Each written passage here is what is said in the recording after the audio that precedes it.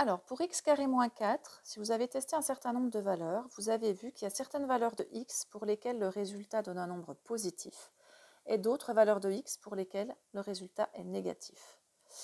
Par exemple, si vous testez avec x égale 3, eh bien x carré moins 4, ça fait 3 au carré moins 4. 3 au carré, ça fait 9, donc ça fait 9 moins 4, ça fait 5. Ça donne un résultat positif. Alors on va tester une autre valeur. Si je remplace par exemple x par 0, ça va donner 0 au carré moins 4, et ça fait donc moins 4, qui est négatif cette fois.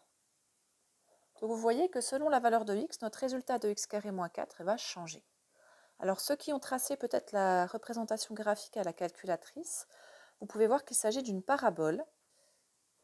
Donc si vous tracez à la calculatrice, je vais appuyer sur le graphique. Voilà.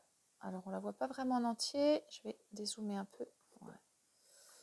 Vous voyez la parabole, donc là c'est la partie qui est en dessous, hein, donc entre moins 2 et 2, notre résultat va être négatif en fait. Et si on remonte un petit peu sur l'écran, quand x est ici, avant moins 2, notre résultat est positif. Et de l'autre côté, quand x devient plus grand que 2, notre résultat sera positif aussi.